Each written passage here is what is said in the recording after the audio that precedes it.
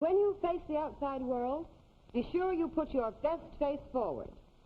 Now, occasionally I hear the expression, well, it's the face I was born with and there's nothing I can do about it. Well, that isn't quite true. Any girl can do a lot to get the most out of her looks. The basic requirement is a clear, glowing skin. There's no substitute for that. And since the skin is nourished by the bloodstream, the things that you eat and the exercise you take have a lot to do with the way you look. The most important thing I can tell you about the care of your skin from the outside is keep it clean. For that you need a cleansing cream and soap and water. Here's how to do a really thorough job of removing makeup. First, pin your hair well back out of the way, and if you wish, cover it with a hand towel. Start to work with a cold cream. Smooth it on thoroughly all over the face, clear up to the hairline and down under the jaw. Give extra attention to the pockets at the base of the nose and the cleft of the chin. Spread the cream on using little spiral motions, always working upward. But please, not too rough. No need to pull or push your face around. It's the gentle massage with the cream that gets results. Now, tissue the cream off with long, thorough sweeps. Switch to a clean spot in the tissue after each sweep so that you don't track the grime right back again. At this point, lots of girls like to rinse with more cold cream to make sure they've removed every bit of stale makeup.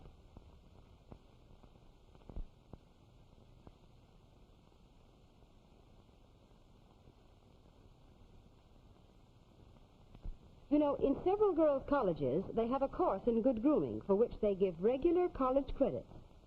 And believe it or not, one full period is devoted to teaching girls how to wash their faces.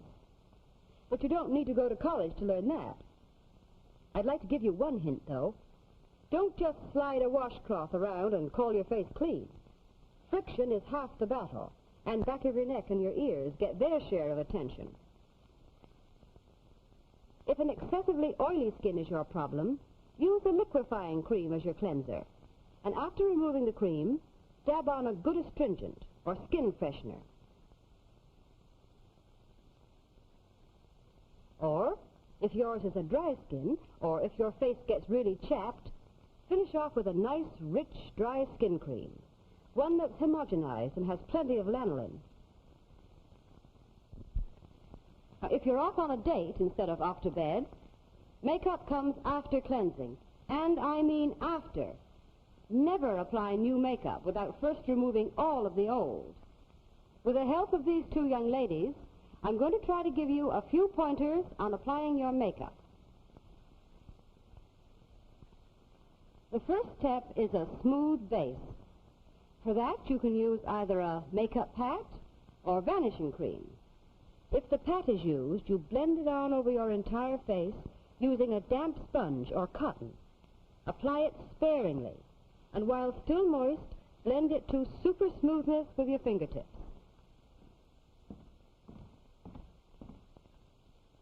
If, instead of the pat, you use vanishing cream, the light touch is equally important. Put a little on forehead, cheeks, and chin, and spread it evenly clear up to the hairline. If you use rouge, try putting it on with the tri-dot system. One dot directly under the pupil of the eye, the second on the cheekbone, and the third no lower than the tip of the nose. Now fill in the triangle lightly and blend in carefully until no one can see that the rouge is there, not even you. Nothing dates you as much as rouge that shows.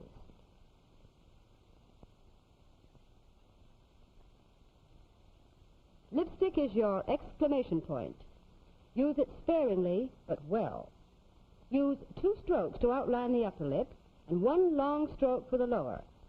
Fill in with up and down strokes so that the lipstick goes with the grain of the skin. Be sure that your lipstick harmonizes with your rouge and your nail polish, and check with any reds in your costume to see that everything is in key.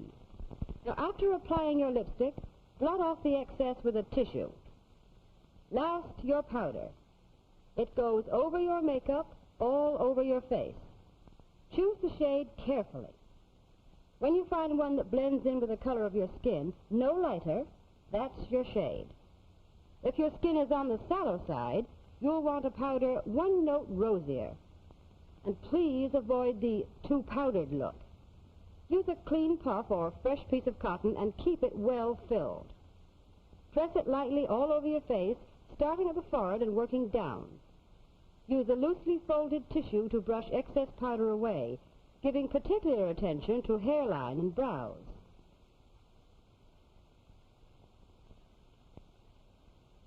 And before you leave, take a good look at your face. And remember, lots of people will see you in profile, so be sure that the makeup goes all the way around to the sides. Now I know you want me to tell you something about hairstyling. In selecting a hairstyle, remember that your hair is the frame for your face.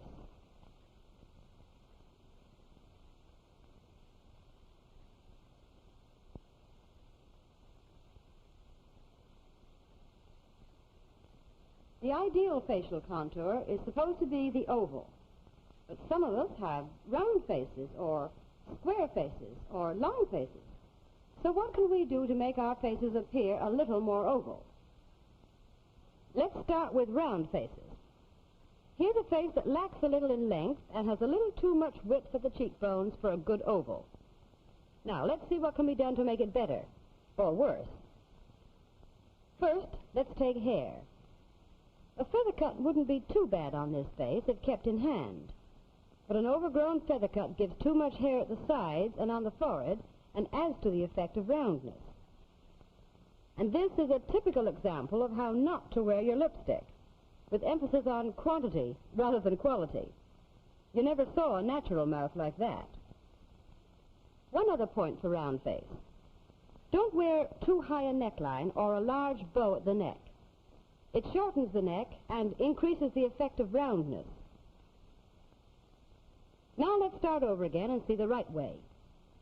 Here is a very good hairdo for this type of face, with the hair well off the forehead and flat against the temples.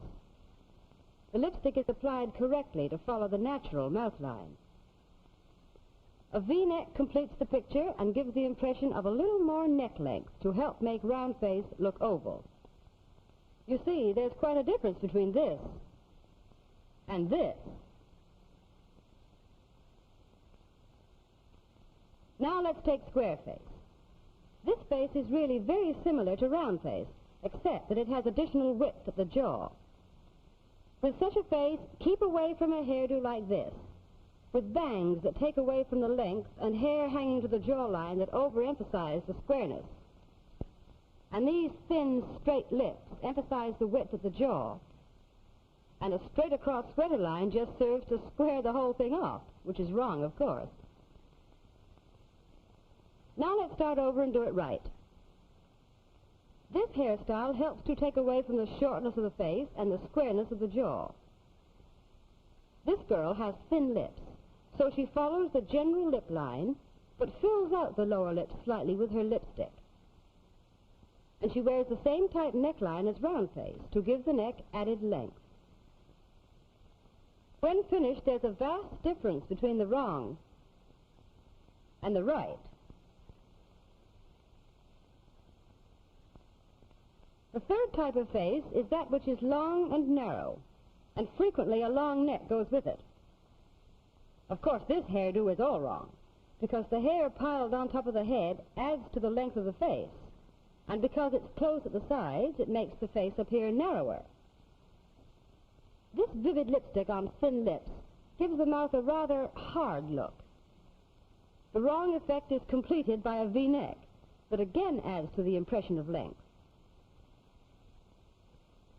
The same girl, to make the most of her long face, should wear her hair like this, off the top of the head and fluffed out at the sides for added width.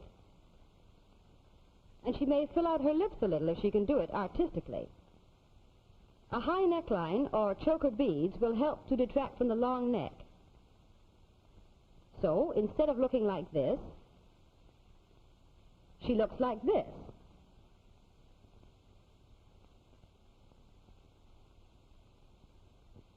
That's all.